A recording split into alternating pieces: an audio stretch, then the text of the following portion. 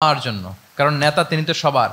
Let's say বাংলাদেশের যিনি প্রধানমন্ত্রী হবেন, আরও রেলেভেন্ট হয়ে যাচ্ছে এখন কথা, সামনে তো নির্বাচন আসতেছে, সো কেউ না কেউ তো প্রধানমন্ত্রী হবে। তো উনি যখন প্রধানমন্ত্রী হবে ধরেন, তো উনি কি শুধু ওনার দলের প্রধানমন্ত্রী হবেন? তাহলে উনি 18 কোটি মানুষের প্রধানমন্ত্রী হবেন, ঠিক কিনা বলেন? তাহলে সবার জন্য ওনার হৃদয়ে দয়া ভালোবাসা এটা থাকার দরকার আছে না নাই? তিনি সবার প্রতি কোমল হৃদয়ের হইতে হবে, দয়াদ্র হইতে হবে। প্রধানমন্ত্রী উনি শুধু নিজ দলের প্রধানমন্ত্রী নন, 18 কোটি মানুষের প্রধানমন্ত্রী। আমি টোটাল 12টা পয়েন্ট আলোচনা করবার চেষ্টা করবো ইনশাআল্লাহ। মূল আলোচনাতে যাওয়ার আগে আমাদের শুরুতে নেতৃত্ব জিনিসটা কি, what is leadership, what is the essence of leadership, এই বিষয়টা ক্লিয়ার হইতে হবে। এটা ক্লিয়ার হলে আমরা পুরো আলোচনাটা খুব ভালো করে উপভোগ করতে পারবো ইনশাআল্লাহ। আমি অডিয়েন্সের মধ্য থেকে শুনতে চাই যে নেতৃত্ব বলতে আমরা আসলে কি বুঝি, হোয়াট ইজ লিডারশিপ? লিডারশিপ মানে অন্যকে প্রভাবিত করবার ক্ষমতা, এটাই হচ্ছে মূলত লিডারশিপ। নেতৃত্ব মানে আপনার যদি অন্যকে ইনফ্লুয়েন্স করার ক্ষমতা থাকে, আপনার যদি মানুষকে ম্যানেজ করার ক্ষমতা থাকে, প্রভাবিত করবার ক্ষমতা থাকে, এটাই basically leadership.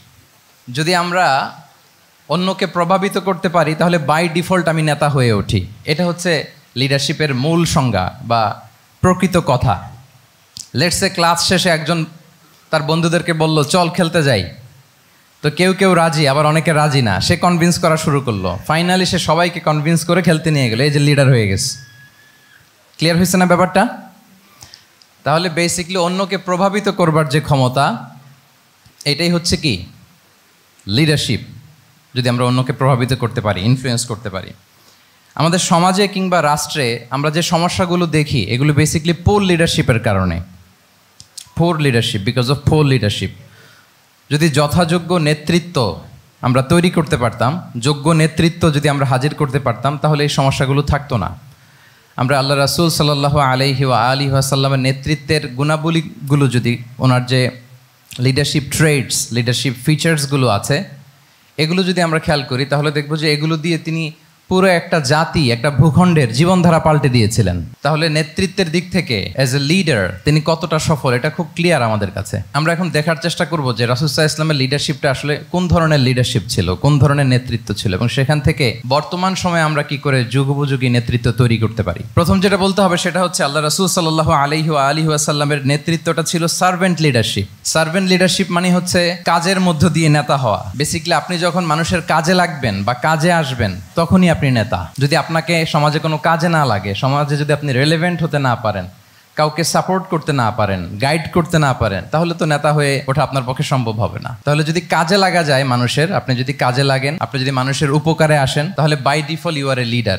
If you are society oriented, if you are people oriented, if you are service oriented, by default you are a leader. আমরা যদি আল্লাহ রাসূল সাল্লাল্লাহু আলাইহি ওয়া আলিহি ওয়াসাল্লামের জীবনের দিকে একটু খেয়াল করি, তাহলে দেখবো যে নবী হওয়ার আগেও কিন্তু আল্লাহ রাসূল সাল্লাল্লাহু আলাইহি ওয়াসাল্লামের এই ক্যারেক্টারিস্টিক্সগুলো ছিল, এই ফিচারগুলো ছিল। উনি মানুষের অনেক কাজে এসেছেন, তিনি মানুষকে সাপোর্ট করতেন, বিপদে তাদের পাশে দাঁড়াতেন, তাই না? তিনি তো অফিসিয়ালি 40 বছর বয়সে নবী হলেন, যদিও আল্লাহর এলেমে তিনি অনেক আগে থেকেই নবী। কিন্তু দুনিয়াতে আল্লাহ রাসূল সাল্লাল্লাহু আলাইহি ওয়াসাল্লাম যখন 40 বছর বয়সে উপনীত হলেন, তখনই তো হেরা গুহায় নাজিল হলো, ইকরা বিসমি রাব্বিকাল্লাযী খালাক, read in the name of your lord who has created. এই যে 5টা আয়াত নাজিল হলো, উনি নিয়ে আসলেন, কাঁপতে লাগলেন। খাদিজা রাদিয়াল্লাহু তাআলা আনহার কাছে বললেন যে মনে হয় আমি মারা যাব, আমাকে কম্বল চাপা দাও, আমার ভয় লাগছে, আমি কাঁপছি। তখন খাদিজা রাদিয়াল্লাহু তাআলা আনহা ওনাকে আশ্বস্ত করলেন, ওয়াল্লাহি লা ইউখজিকাল্লাহু আবাদা, আপনি ভয় পাবেন না, আল্লাহ আপনাকে অপদস্থ করবেন না। ইন্নাকা লা তাসিলুর রাহিমা ওয়া তাসদুকুল হাদিসা, নিশ্চয়ই আপনি আত্মীয়তার সম্পর্ককে বজায় রাখেন, আপনি সবসময় সত্য কথা বলেন। ওয়া তাহমিলুল কাল্লা, আপনি মানুষের বোঝা বয়ে দেন। ওয়া তাকসিবুল মা'দুমা, যার উপার্জন করার কোনো সক্ষমতা নেই তার জন্য আপনি উপার্জন করেন, তাকে আপনি ফিনান্সিয়াল সাপোর্ট করেন। ওয়া তাকরিউদ দাইফা, আপনি মেহমানকে খাওয়ান। ওয়া তুঈনু আলা নাওয়াইবিল হক, সত্য যেখানে বিপন্ন সেখানে আপনি সত্যের বীর সেনানী হয়ে দাঁড়িয়ে যান। তো এই ফিচার যাদের মধ্যে থাকে, এমন ব্যক্তিত্বকে আল্লাহ তাআলা কখনোই অপমান করতে পারেন না। আপনি চিন্তিত হবেন না, ডোন্ট ওয়ারি অ্যাবাউট ইট, কোনো ভয় নাই, কোনো চিন্তা নাই, আপনি আশ্বস্ত হন। তাহলে দেখেন, এই যে 6টা গুণের কথা খাদিজা রাদিয়াল্লাহু তাআলা আনহা বললেন, এগুলো কিন্তু রাসূল সাল্লাল্লাহু আলাইহি ওয়াসাল্লাম নবী হওয়ার আগের গুণ। অর্থাৎ 40 বছর বয়সে তিনি উপনীত হওয়ার আগেই ওনার এই অভ্যেস ছিল যে উনি অন্যের বোঝা বইয়ে দিতে হেল্প করতেন, মানুষকে সাপোর্ট করতেন। যার উপার্জন করার সুযোগ নাই, ক্ষমতা নাই, তাকে তিনি উপার্জন করে দিতেন, মানে তাকে ফিনান্সিয়ালি সাপোর্ট করতেন, মেহমান খাওয়াতেন। তার মানে নবী হওয়ার আগেই উনি জনকল্যাণমূলক কাজে নিজেকে সম্পৃক্ত রেখেছেন। মানুষকে তিনি সাপোর্ট করতেন, মানুষকে হেল্প করতেন, উনি মানুষের কাজে লাগতেন। আর যে মানুষের কাজে লাগে, মানুষের উপকারে আসে, জনকল্যাণমূলক কাজে নিজেকে সম্পৃক্ত রাখে, বাই ডিফল্ট সে নেতা, বাই ডিফল্ট সে কি নেতা হয়ে যায়। তাহলে to serve before to lead, নেতৃত্ব এটা আসলে পজিশনের সাথে সম্পৃক্ত না, ইটস অল অ্যাবাউট ইনফ্লুয়েন্স। আপনার বাবা নেতা ছিল, আপনি ছেলে, তো আপনি নেতা, এটাকে নেতৃত্ব বলে না। আপনি যদি মানুষকে প্রভাবিত করবার ক্ষমতা হাসিল করেন, মানুষের কাজে আসেন, আপনাকে যদি সমাজে কাজে লাগে, আপনি মানুষকে সাপোর্ট করেন, তখন আপনি নেতা হয়ে ওঠেন।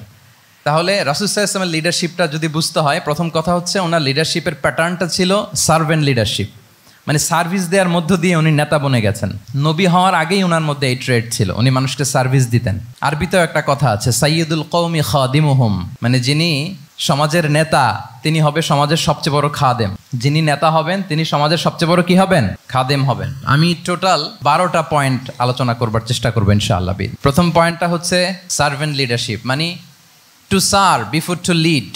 নেতা হওয়ার আগে খাদেম হইতে হবে। কি হইতে হবে? খাদেম হইতে পারলে আপনি বাই ডিফল্ট নেতা। তাহলে আল্লাহ রাসূল সাল্লাল্লাহু আলাইহি ওয়া আলিহি ওয়াসাল্লামের নেতৃত্বের প্রথম কথা হচ্ছে ওনার লিডারশিপ প্যাটার্নটা ছিল সার্ভেন্ট লিডারশিপ। এটা হচ্ছে নাম্বার 1। 2 নাম্বার কথা হচ্ছে নেতৃত্বের জন্য যেটা লাগে সেটা হচ্ছে কম্পিটেন্স। কিছু কম্পিটেন্স লাগে, এর মধ্যে অন্যতম কম্পিটেন্স হচ্ছে অ্যালোকোয়েন্স, বাগ্মিতা, বক্তব্যের পারঙ্গমতা, এটা লাগে। মানে যিনি নেতা হবেন তিনি কথা বলতে জানতে হবে, কথা বলতে পারতে হবে। এবার বলেন তো আল্লাহ রাসূল সাল্লাল্লাহু আলাইহি ওয়াসাল্লামের এই কোয়ালিটিটা ছিল কি ছিল না? অসাধারণ কমিউনিকেশন স্কিল ছিল আল্লাহ রাসূল সাল্লাল্লাহু আলাইহি ওয়াসাল্লামের। এবং ওনার পাবলিক স্পিকিংয়ের যে কি দক্ষতা, আমরা ওনার বিভিন্ন বক্তব্যে, ওনার জুমার খুতবায়, ওনার বিভিন্ন আলোচনায়, বক্তব্যগুলো থেকে আমরা বুঝতে পারি। তাহলে নেতা হইতে হলে তার এলোকোয়েন্স লাগে, বাগ্মিতা লাগে। একজন মানুষ সর্বপ্রথম কোন জিনিসের প্রেমে পড়ে জানেন? কথার প্রেমে পড়ে। কিসের?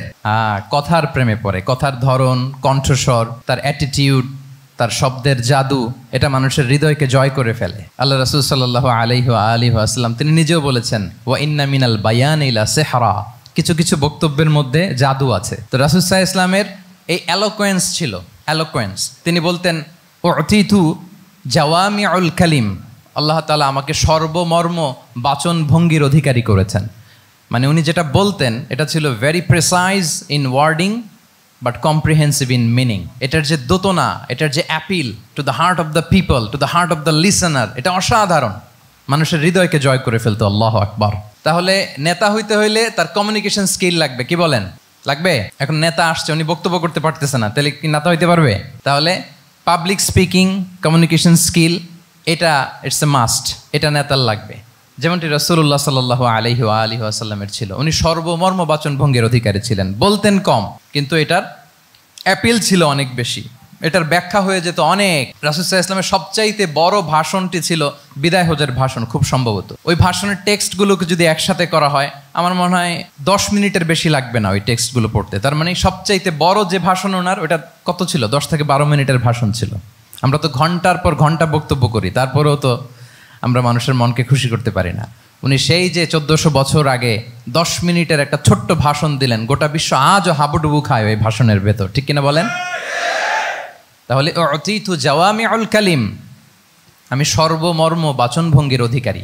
সুবহানাল্লাহ, ভেরি প্রেসাইজ এন্ড ক্লিয়ার। কতটা প্রেসাইজ এন্ড ক্লিয়ার ছিল রাসূল সাল্লাল্লাহু আলাইহি ওয়াসাল্লামের বক্তব্য? আম্মা জান আয়েশা রাদিয়াল্লাহু তাআলা আনহা বলেন, লাউ আদ্দাহুল আদ্দু লা আহসাহু, তিনি যখন বক্তব্য করতেন, কেউ যদি চাইতো যে দেখি কয়টা শব্দ বললেন বক্তব্যে, কয়টা বাক্য বললেন, চাইলে মুহূর্তে গুনে ফেলা যেত সেটা। এত প্রেসাইজ এন্ড ক্লিয়ার বক্তব্য ছিল যে তিনি কয়টা বাক্য ব্যবহার করেছেন, কয়টা শব্দ ইউজ করেছেন এই বক্তব্যে, চাইলে যে কেউ গুনে ফেলতে পারত। এবং তিনি খুবই শুদ্ধ আরবিতে কথা বলতেন, আফসাহুল লিসান ছিলেন। বিশুদ্ধ ভাষায় কথা বলতে পারা এটা অনেক জরুরি। রাসূল সাল্লাল্লাহু আলাইহি ওয়াসাল্লাম অত্যন্ত বিশুদ্ধ আরবিতে কথা বলতেন। এবং বিশুদ্ধ আরবি জানাটা বা বিশুদ্ধ ভাষাটা এত জরুরি যে আল্লাহ তাআলা তার প্রিয় হাবিবকে এই বিশুদ্ধ ভাষা শেখানোর জন্য মায়ের বুকের দুধ খাওয়া থেকে বঞ্চিত রেখেছিলেন। আমি আবারও বলছি, বিশুদ্ধ ভাষাটা এত জরুরি যে আল্লাহ তাআলা তার প্রিয় হাবিবকে মায়ের বুকের দুধ থেকে বঞ্চিত রেখেছেন শুধু বিশুদ্ধ ভাষার জন্য। তিনি কিন্তু মায়ের বুকের দুধ খেতে পারেন নাই। হালিমাতুস সাদিয়ার সাথে সেই বনু সাদ গোত্রে চলে গিয়েছেন, সেখানে ছিলেন। হালিমাতুস সাদিয়া ওনাকে দুধ খাইয়েছেন। এরপরে যখন মরুভূমির চমৎকার পরিবেশে একেবারে বিশুদ্ধ আরবি তিনি শিখেছেন, আবার শিশু মুহাম্মদ সাল্লাল্লাহু আলাইহি ওয়াসাল্লামকে তিনি তার মায়ের কাছে ফিরিয়ে দিয়েছেন। তাহলে চিন্তা করে দেখেন যে বিশুদ্ধ ভাষার জন্য মায়ের বুকের দুধকে স্যাক্রিফাইস করা হয়েছে। আল্লাহু আকবার। তাহলে আম্মা জান আয়েশা রাদিয়াল্লাহু তাআলা আনহা বলতেন, লাউ আদ্দাহুল আদ্দু লাহসাহু, চাইলে যে কেউ গুনতে পারতো যে তিনি প্রিয় নবীজি কয়টা বাক্য বললেন, কয়টা শব্দ, এত প্রিসাইজ এন্ড ক্লিয়ার ছিল। অন্য বর্ণনায় এসেছে কানা ইয়াতাকাল্লামু বিকালামিন বাইনাহু ফাসলুন, তিনি এমন ভাবে কথা বলতেন, কথার মাঝখানে মাঝখানে পজ দিতেন। কে দিতেন? পজ দিতেন, মানে একটু থামতেন যাতে করে শ্রোতারা বুঝতে পারে। ইয়াতাকাল্লামু বিকালামিন বাইনাহু ফাসলুন, বলতে বলতে মাঝে মাঝে একটা পজ দিতেন যাতে সবাই বুঝতে পারে। ইয়াহফাযুহু মান জালাসা ইলাই, আশেপাশে যারা বুঝতো তারা বসতো, তারা সহজে এটা মুখস্থ করে ফেলতে পারত। পজ দিয়ে দিয়ে থেমে থেমে এত চমৎকার করে ওনার প্রেজেন্টেশন ছিল, বক্তব্য মালাগুলো ছিল, ফলে যারা শুনতেছে ইজিলি মুখস্থ করে ফেলতে পারত। এবং গুরুত্বপূর্ণ কথা তিনি এমফেসাইজ করতেন, 3 বার বলতেন। একবার তিনি বলতেছেন আত্তাকওয়া হা হুনা হা হুনা হা হুনা ওয়া ইউশিরু ইলা সাদরিহি সালাসা মাররাত, তাকওয়াকে তিনি এখানে রেফার করেছেন। আমরা তো মনে করি তাকওয়া সব ঢুকে গেছে এখানে, তাকওয়া ঢুকে গেছে টুপিতে, তাকওয়া ঢুকে গেছে জামাতে, এগুলো তাকওয়ার একটা নমুনা। কিন্তু আল্লাহ রাসূল সাল্লাল্লাহু আলাইহি ওয়াসাল্লাম বলেছেন তাকওয়া এখানে এখানে এখানে, এভাবে 3 বার তিনি ইঙ্গিত করেছেন। গুরুত্বপূর্ণ কথাকে তিনি এভাবে এমফেসাইজ করতেন। মাঝে মাঝে এমন আবেগঘন বক্তব্য উপস্থাপন করতেন, সাহাবারা অশ্রুসিক্ত হতো। ওয়াজিলাত মিনহাল কুলুব যারাফাত মিনহাল উয়ুন, সাহাবারা বলতেন যে আমরা অশ্রুসিক্ত হতাম, আমাদের হৃদয় বিগলিত হতো, এত চমৎকার মর্মস্পর্শী বক্তব্য তিনি করতেন। এটা প্রেক্ষাপটের আলোকে। আবার যুদ্ধের ময়দানে যখন কমান্ড করতেন তখন আলা সাউতু ওয়াশতাদ্দা গদাবু, তিনি রেগে যেতেন, উঁচু কণ্ঠে তিনি কথা বলতেন, মনে হচ্ছে একজন সেনাবাহিনীর কমান্ডার তার ব্যাটালিয়নকে কমান্ড করছেন। আল্লাহু আকবার। তাহলে বক্তব্যের যত দিক হতে পারে, স্লো মোশনে তেজস্বী বক্তব্য, খুব জ্বালাময়ী বক্তব্য, আবার মর্মস্পর্শী বক্তব্য, সব ধরনের বক্তব্য তিনি করতেন। সুবহানাল্লাহ। তাহলে এলোকোয়েন্স, 2 নাম্বার হচ্ছে এলোকোয়েন্স। কম্পিটেন্সের খুব গুরুত্বপূর্ণ একটা অংশ হচ্ছে এলোকোয়েন্স, বাগ্মিতা। এটা একজন নেতার থাকা চাই। কি বলেন? একজন নেতার এরকম বক্তব্য দিতে জানতে হবে না? আল্লাহ রাসূল সাল্লাল্লাহু আলাইহি ওয়া আলিহি ওয়াসাল্লাম তিনি ঠিক এইভাবে বক্তব্য করতেন। মাঝে মাঝে তিনি ইমোশনাল ইন্টেলিজেন্স ইউজ করতেন, মানে আবেগ অনুভূতিকে নাড়িয়ে দিয়ে শ্রোতাকে প্রভাবিত করে ফেলা। স্পিরিচুয়াল ইন্টেলিজেন্স বা ইমোশনাল ইন্টেলিজেন্স তিনি বক্তব্যের মধ্যে ব্যবহার করতেন। এমনভাবে তিনি নসিহাত করতেন, এমনভাবে কথা বলতেন, মানুষের আবেগ অনুভূতিকে তিনি নাড়িয়ে দিতেন। আল্লাহু আকবার। ছোট্ট একটা উদাহরণ এখানে আমি হাজির করি। আপনারা হুনাইনের যুদ্ধের কথা নিশ্চয়ই শুনেছেন। কত হিজরিতে হয়েছিল? 8ম হিজরি। তার মানে মক্কা বিজয়ের ইমিডিয়েট পরেই, কয়েক সপ্তাহ পরেই তো হুনাইনের যুদ্ধ হয়েছিল। তো এই হুনাইনের যুদ্ধে অনেক ওয়ার বুটিজ মুসলমানদের করতলগত হয়েছিল, মানে অনেক গানিমাত, অনেক সম্পদ ওনারা যুদ্ধ শেষে যুদ্ধলব্ধ সম্পদ হিসেবে পেয়েছিলেন। 24,000 উট, প্রায় 40,000 ভেড়া, এত পরিমাণ গানিমত যখন রাসূল সাল্লাল্লাহু আলাইহি ওয়াসাল্লাম পেলেন, তিনি এগুলো বন্টন করতে শুরু করলেন। কিন্তু রাসূল সাল্লাল্লাহু আলাইহি ওয়াসাল্লাম তিনি বন্টন করতে যে আনসারি সাহাবীদেরকে, অর্থাৎ মদিনার যে সাহাবারা, তাদেরকে কিছুই দিলেন না, বরং তিনি মক্কার সাহাবাদেরকে দিলেন, অন্যান্য গোত্রের লোকদেরকে দিলেন, আশেপাশের সবাইকে দিলেন, কিন্তু দিলেন না কাদেরকে? আনসারি সাহাবীদেরকে। তো ফলে এত বিশাল ওয়ার বুটিজ, এর মধ্যে থেকে কিছুই আনসারিরা পেল না। ওনাদের মধ্যে ক্ষোভের জন্ম নিল। ক্ষোভ থেকে ওনারা সমালোচনা করতে আরম্ভ করলেন আল্লাহ রাসূল সাল্লাল্লাহু আলাইহি ওয়াসাল্লামের। এবং সমালোচনা করতে করতে এটা এমন পর্যায়ে চলে গেল, এক পর্যায়ে তারা বলতে আরম্ভ করলো যে আমরা ওনার জন্য জান দিলাম, জীবন দিলাম, আজকে উনি এত সম্পদ পেয়ে সব নিজ এলাকার লোকদের মাঝে বন্টন করে দিল, এটা কি ঠিক করলো উনি? আল্লাহ তাআলা আল্লাহর নবীকে ক্ষমা করুক। মানে কেমন যেন রাসূল একটা ভুল করে ফেলছেন, রাসূল সাল্লাল্লাহু আলাইহি ওয়াসাল্লাম ওনাদেরকে দিতে বাধ্য ছিলেন, এটা যেহেতু দেন নাই, আল্লাহ তার রাসূলকে ক্ষমা করুক, এরকম একটা কথা তারা বলে ফেললেন। এটা তো অনেক বড় কথা। আল্লাহ রাসূল সাল্লাল্লাহু আলাইহি ওয়া আলিহি ওয়াসাল্লাম যখন এই কথা শুনলেন, তখন তিনি আনসারি সাহাবীদেরকে জড়ো করে একটা গেট টুগেদার করে এমন ইমোশনালি ওনাদেরকে কাবু করলেন, ইমোশনাল ইন্টেলিজেন্স ইউজ করলেন। এখানে তারা এসেছিল ক্ষোভ নিয়ে, অসন্তোষ নিয়ে, পরে সবাই কান্না করে রাসূল সাল্লাল্লাহু আলাইহি ওয়াসাল্লামের কাছে ক্ষমা চেয়ে সেই মজলিস থেকে উঠতে বাধ্য হয়েছে। তিনি সবাইকে ডেকে বললেন, ইয়া মা'আশারাল আনসার আলাম আতিকুম দুল্লালান ফাহাদাকুমুল্লাহ ওয়া আলাতান ফাআগনাকুমুল্লাহ ওয়া আ'দাআন ফাআল্লাফাল্লাহু বাইনা কুলুবিকুম। চমৎকার চমৎকার এক্সপ্রেশন, যে ওহে আনসাররা, আমি কি তোমাদেরকে পথভ্রষ্ট পাইনি, পথহারা পাইনি? আমার ওসিলায় তোমরা হেদায়েতের দেখা পেয়েছো। আমি কি তোমাদেরকে নিঃস্ব পাইনি? আমার ওসিলায় তোমরা সমৃদ্ধ হয়েছো, সম্পদশালী হয়েছো। আমি কি তোমাদেরকে যুদ্ধরত অবস্থায় পাইনি? আউস খাজরাজ তোমরা তো ফাইট করতেছিলে ইচ আদার, আমি যে তোমাদের মধ্যে সম্প্রীতি আর ভালোবাসার মেলবন্ধনে তোমাদেরকে একত্রিত করে দিলাম। আওয়াজাতুম ফি আনফুসিকুম ফি লুআআতিম মিনাদ দুনিয়া, আর দুনিয়ার সামান্য কিছু জিনিসের কারণে তোমরা মনে কষ্ট পাচ্ছ, যেটা দিয়ে আমি কিছু মুসলিমদের হৃদয়কে আকৃষ্ট করছিলাম। তা আল্লাফতু বিহা কওমান লিউসলিমু ওয়া ওয়াকালতুকুম ইলা ইসলামিকুম, আমি কিছু মুসলিমদেরকে এগুলো দিয়ে তাদের হৃদয়টাকে ইসলামের প্রতি আরও অ্যাট্রাক্টেড করতেছিলাম, আর তোমাদেরকে তোমাদের ইসলামের উপরই আমি ছেড়ে দিয়েছি। আমি জানি আমার আনসাররা তাদের হৃদয়ে যে ইসলাম আছে এটাই তাদের জন্য যথেষ্ট। আমা তারদাউনা আইয়াযহাবান নাসু বিশ-শাতি ওয়াল বাঈর ওয়া তারজিউনা বিরাসূলিল্লাহি ফি রিহালিকুম, won't you be happy that people go back to their country with sheep and camel and you go back to your country with Rasulullah? আল্লাহু আকবার।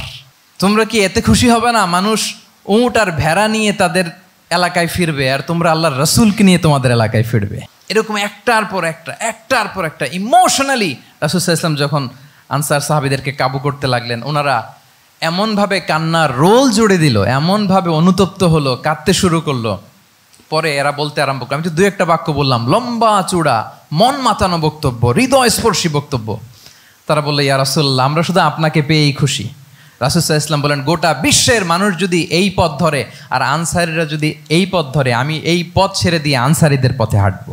আল্লাহ তুমি আনসারদের ক্ষমা করো, তাদের সন্তানদের ক্ষমা করো, তাদের নাতিদেরকে ক্ষমা করো। এভাবে মর্মস্পর্শী বক্তব্য যখন ইমোশনাল ইন্টেলিজেন্স দিয়ে যখন রাসূল সাল্লাল্লাহু আলাইহি ওয়াসাল্লাম বললেন, সব আনসারী সাহাবারা কাঁদতে আরম্ভ করলেন, সবাই।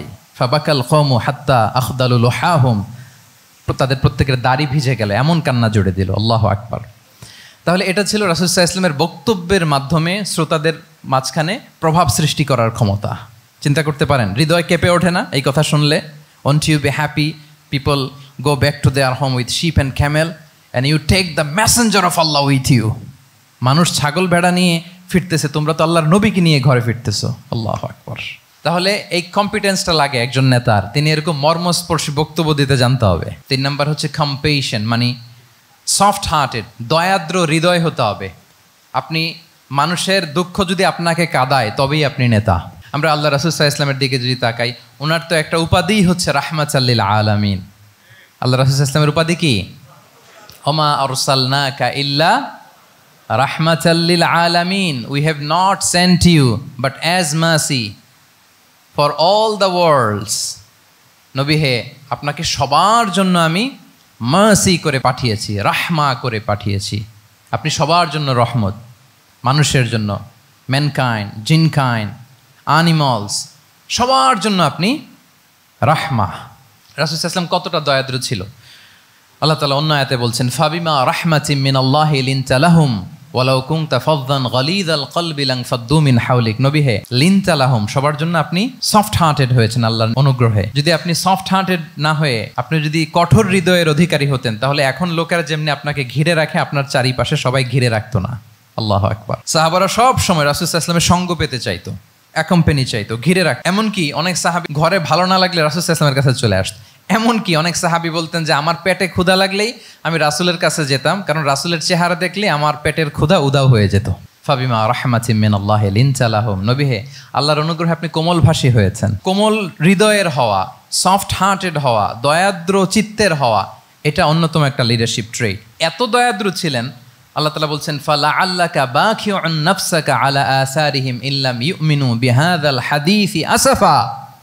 রাসূল সাল্লাল্লাহু আলাইহি ওয়াসাল্লাম বারবার মক্কার কুরাইশদের কাছে যেত, বারবার কাফিরদের কাছে যেত, যেন তারা ঈমান আনে, যেন তারা খারাপ রাস্তা ছেড়ে দিয়ে ভালো রাস্তায় আসে। বারবার চিন্তা করতো যে ইস, কেন তারা লা ইলাহা পড়ে না, কেন তারা সত্যের পথে ফিরে আসে না। হায় রে, একটুর জন্য তো তারা সামান্য আমার কথাটা শুনলেই তো বেঁচে যেত, ইস একটু আমার কথা মানলেই তো জাহান্নাম থেকে বেঁচে যেত। এরকম অস্থির হয়ে তাদের পেছনে ছুটতেন। আল্লাহ তাআলা বলেছেন, নবী হে, আপনি ওদের পেছনে ছুটতে ছুটতে আপনি তো নিজেকেই শেষ করে দিবেন। বাখিউন নাফসাক, আপনি তো নিজের দিকে খেয়াল করছেন না, নিজের শরীরের দিকে খেয়াল করছেন না, নিজের স্বাস্থ্যের দিকে, সময়ের দিকে, আপনি পাগল পাড়া হয়ে তাদেরকে বাঁচানোর জন্য ছুটছেন।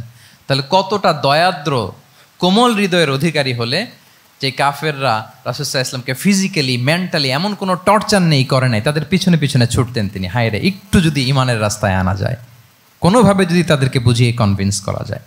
তাহলে কম্প্যাশনেট, দয়ালু হওয়া, এটা নেতৃত্বের অন্যতম একটা গুণ। আপনার হৃদয়ে দয়া থাকতে হবে, মায়া থাকতে হবে। সবার জন্য, কারণ নেতা তিনি তো সবার। লেটস সে বাংলাদেশের যিনি প্রধানমন্ত্রী হবেন, আরও রেলেভেন্ট হয়ে যাচ্ছে এখন কথা, সামনে তো নির্বাচন আসতেছে, সো কেউ না কেউ তো প্রধানমন্ত্রী হবে। তো উনি যখন প্রধানমন্ত্রী হবে ধরেন, তো উনি কি শুধু ওনার দলের প্রধানমন্ত্রী হবেন? তাহলে উনি 18 কোটি মানুষের প্রধানমন্ত্রী হবেন, ঠিক কিনা বলেন? তাহলে সবার জন্য ওনার হৃদয়ে দয়া ভালোবাসা এটা থাকার দরকার আছে না নাই? তিনি সবার প্রতি কোমল হৃদয়ের হইতে হবে, দয়াদ্র হইতে হবে। প্রধানমন্ত্রী উনি শুধু নিজ দলের প্রধানমন্ত্রী নন, 18 কোটি মানুষের প্রধানমন্ত্রী। তাহলে সফট হার্টেড হইতে হবে। রাসূল সাল্লাল্লাহু আলাইহি ওয়াসাল্লামের মধ্যে এটা ছিল। সবসময় তিনি মাজলুমদের পাশে থাকতেন। আপনারা হিলফুল ফুজুলের কথা জানেন। ওনার বয়স যখন 35, ইয়ামানের এক ব্যবসায়ী আসছিল মক্কায় ব্যবসা করতে। পণ্য বিক্রির পরে আস ইবনে ওয়াইল নামে এক দুষ্ট জালেম, সে পণ্য নিয়ে বলে আমরা এই এলাকার লোক, আমরা দাম দিব না, কি করতে পারো করো। এই লোক কান্না জুড়ে দিল। তার কান্না দেখে রাসূল সাল্লাল্লাহু আলাইহি ওয়াসাল্লামের হৃদয়ে দয়া হলো। তিনি ওনার চাচা জুবাইর ইবনে আব্দুল মুত্তালিব সহ ওনার মতো যারা ইয়াং স্টার আছে সবাইকে নিয়ে একটা সংঘ করলেন। এটাই তো হালাফুল ফুদুল, মূলত নাম হচ্ছে হালাফুল মুত্তাইয়িবিন।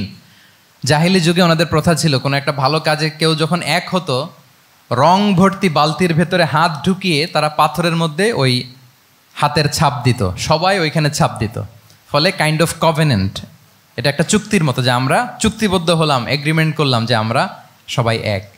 তো রাসূল সাল্লাল্লাহু আলাইহি ওয়াসাল্লাম ওনার মতো ইয়াংস্টারদেরকে নিয়ে এই হালাফুল মুত্তাইয়িবিন বা হালাফুল ফুদুল করেছেন। এবং এটার মূল কথা ছিল, মূল স্লোগান ছিল নাহনু মাআল মাজলুম দিদ্দা যালিম, আমরা সবসময় মাজলুমের পক্ষে থাকবো, জালিমের বিপক্ষে। এটা ছিল হিলফুল ফুজুলের কি মূল শিক্ষা। এভাবে সব সময় তিনি মাজলুমদের সাথে ছিলেন। শ্রমিক সাহাবীদেরকে বড্ড ভালোবাসতেন, শ্রমজীবীদেরকে বড্ড ভালোবাসতেন। এমনকি বিদায় হজের মতো এরকম গুরুত্বপূর্ণ ভাষণও শ্রমজীবীদের কথা বাদ যায়নি, গরিবদের কথা বাদ যায়নি। আরিকাআকুম আতঈমুহুম মিম্মা তাআকুলুন ওয়ালবাসুহুম মিম্মা তালবাসুন।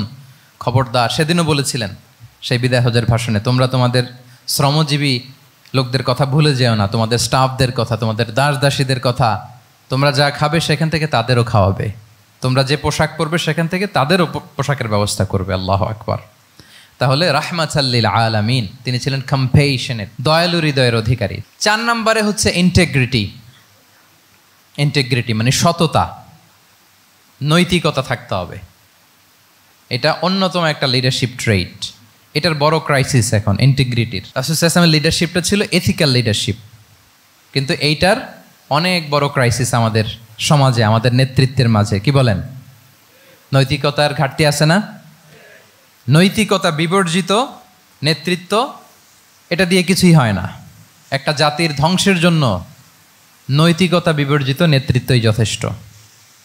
এজন্য নৈতিকতা লাগবে, ইন্টিগ্রিটি, সততা। আমরা যদি আল্লাহ রাসূল সাল্লাল্লাহু আলাইহি ওয়াসাল্লামের নেতৃত্বের দিকে তাকাই, ওনার সততা, ওনার সত্যবাদিতা, ওনার আমানতদারিতা নিয়ে যদি আমরা একটু সিরাতের পরতে পরতে খেয়াল করি, এমনকি নবী হওয়ার আগে যদি খেয়াল করি, তাহলে দেখব যে মক্কার লোকেরা আল্লাহ রাসূল সাল্লাল্লাহু আলাইহি ওয়াসাল্লামকে আস-সাদিক, আল আমিন উপাধিতে ভূষিত করেছেন। সুবহানাল্লাহ, মানে সত্যবাদী, ট্রুথফুল অ্যান্ড ট্রাস্টওয়ার্দি। স্বয়ং মক্কার লোকেরা, মক্কার মুশরিকরা রাসূল সাল্লাল্লাহু আলাইহি ওয়াসাল্লামকে উপাধি দিয়েছিলেন আল আমিন। কি উপাধি দিয়েছিলেন? আল আমিন। তার মানে কখনো মিথ্যা বলেননি, কখনো আমানতের খেয়ানত করেননি। যখন আয়াত নাজিল হলো ওয়া আনজির আশিরাতাকাল আকরাবিন, হে নবী আপনি আপনার নিকট আত্মীয়দেরকে সতর্ক করুন জাহান্নামের আযাবের, তিনি সাফা পাহাড়ের চূড়ায় উঠে গেলেন, ডাকতে আরম্ভ করলেন, ও মক্কার লোকেরা, ও আমার আত্মীয়রা, আমি যদি বলি এই পাহাড়ের পেছনে একদল ঘোড় সাওয়ার সশস্ত্র ব্যাটালিয়ন তোমাদেরকে এখনই অ্যাটাক করবে, তোমরা কি বিশ্বাস করবে? আকুনতুম মুসাদ্দিকিয়া, আমার কথা বিশ্বাস করবে? মক্কাবাসী এক বাক্যে কি বলেছিল জানেন? তারা বলেছিল নাম, অবশ্যই বিশ্বাস করবে। কেন বিশ্বাস করবে? বলে যে মা জাররাবনা আলাইকা ইল্লা সিদকা, we have never ever experienced a single lie from you in our life. আমরা জীবনে কোনোদিন তোমার মিথ্যা বলতে শুনি নাই। আল্লাহু আকবার। কি নিঃসংকোচ স্বীকৃতি এলাকার লোকদের। এইটা আমাদের সমাজে অনেক বড় ক্রাইসিস, আমানতদারিতা, ট্রাস্টওয়ার্দিনেস। সো এখান থেকে আমাদের শিখতে হবে, অনেক কিছু রিভাইজ করতে হবে আমাদেরকে। এই যে নতুন বাংলাদেশের চমৎকার সময় এসেছে, আর 54 বছরও হয়তো আমরা এই সুযোগ পাবো না। এজন্য আমাদেরকে শিখতে হবে রাসূল সাল্লাল্লাহু আলাইহি ওয়াসাল্লামের যে ইন্টিগ্রিটি, ওনার যে ট্রাস্টওয়ার্দিনেস, এই আমানতদারিতা থেকে আমাদেরকে শিখতে হবে। তাহলে নেতাকে আস্থার জায়গা তৈরি করে নিতে হয়। রাসূল সাল্লাল্লাহু আলাইহি ওয়াসাল্লাম এটা ধীরে ধীরে তৈরি করেছেন। আপনারা জানেন যে উনি নবুয়তের আগে পার্টনারশিপে বিজনেস করতেন খাদিজা রাদিয়াল্লাহু তাআলা আনহার সাথে, মানে খাদিজা রাদিয়াল্লাহু তাআলা আনহার ইনভেস্টমেন্ট আর উনি শ্রম দিতেন। তো উনি সিরিয়াতে গিয়েছেন পণ্য নিয়ে, মালামাল নিয়ে। ওনার ব্যবসা বাণিজ্যের ধরন কেমন এটা দেখবার জন্য খাদিজা রাদিয়াল্লাহু তাআলা আনহা ওনার এক বান্ধবীকে পাঠিয়েছিলেন ওই ক্যারাভ্যানে, ওই কাফেলায়। নাম ছিল মাইসারা। তো মাইসারাকে বলেছে, মাইসারা তুমি দেখবা যে টাকা পয়সা আবার উল্টাপাল্টা করে কিনা, ঠিকঠাক মতো ব্যবসা করে কিনা, আমার huge investment on behalf of me, তুমি এই ক্যারাভ্যানে থাকবে আর দেখবে যে মোহাম্মদ ঠিকঠাক বিজনেসটা করে কিনা। আল্লাহু আকবার। মাইসারা এই সফর শেষে এসে খাদিজা রাদিয়াল্লাহু তাআলা আনহার কাছে এমন পজিটিভ রিভিউ দিয়েছে, এই রিভিউ শুনেই খাদিজা রাদিয়াল্লাহু তাআলা আনহা বিষ্ণু ইসা ইসলামকে বিয়ে করার জন্য রাজি হয়ে গেছেন। আলহামদুলিল্লাহ। মাইসারা এসে রিভিউ দিতে লাগলো যে মোহাম্মদ সে সবার চেয়ে আলাদা সাল্লাল্লাহু আলাইহি ওয়াসাল্লাম। তার ওঠা বসা, তার চলন বলন, তার কথন, তার ডিলিংস, তার লেনদেন সব আলাদা, অসাধারণ তিনি। মাইসারার রিভিউ শুনে আল্লাহু আকবার, খাদিজা রাদিয়াল্লাহু তাআলা আনহা তিনি অবাক হয়ে গেলেন এবং তিনি বিয়ের প্রস্তাব পাঠালেন। রাসূল সাল্লাল্লাহু আলাইহি ওয়াসাল্লামের এই আমানতদারিতায় মুগ্ধ হয়ে কি করলেন? বিয়ের প্রস্তাব পাঠালেন। তাহলে কি পরিমাণে ট্রাস্টওয়ার্দিনেস ওনার ছিল। আরো মজার ব্যাপার হচ্ছে, মক্কার কুরাইশরা, মক্কার লোকেরা রাসূল সাল্লাল্লাহু আলাইহি ওয়াসাল্লামের কাছে এসে আমানতের সম্পদ গচ্ছিত রাখতো। আবু জাহেলের কাছে রাখতো না, উতবা, শাইবা, ওয়ালিদ ইবনে মুগিরা কারো কাছে রাখতো না। খেয়াল করে দেখেন, দল করে আবু জাহেলের, দল করে কার? কিন্তু আমানত রাখে কার বাসায়? কি অবাক করা কাণ্ড না? কর্মী হচ্ছে আবু জাহেলের, কিন্তু আমানতের সম্পদ রাখে কার কাছে? মুহাম্মদ সাল্লাল্লাহু আলাইহি ওয়াসাল্লামের বাসায়। রাসূল সাল্লাল্লাহু আলাইহি ওয়াসাল্লাম যেদিন হিজরত করবেন, উনি সাইয়েদনা আলী রাদিয়াল্লাহু তাআলা আনহুকে অ্যাসাইন করে গিয়েছেন যে আলী তুমি থাকো, তুমি কয়েকদিন পরে মদিনায় হিজরতে যাবা, আমার কাছে যত আমানতের সম্পদ আছে এগুলো তুমি আগে বিলি করে তারপরে যাবে। রাসূল সাল্লাল্লাহু আবু বকর রাদিয়াল্লাহু তাআলা আনহুকে নিয়ে চলে গেলেন। আলী রাদিয়াল্লাহু তাআলা আনহুর টানা 3 দিন লেগেছে যে ডেপোজিটগুলো রাসূল সাল্লাল্লাহু আলাইহি ওয়াসাল্লামের কাছে ছিল, আমানতের যেই জিনিসগুলো ছিল এগুলো বন্টন করতে সাইয়েদনা আলী রাদিয়াল্লাহু তাআলা আনহু 3 দিন সময় নিয়েছেন। 3 দিন।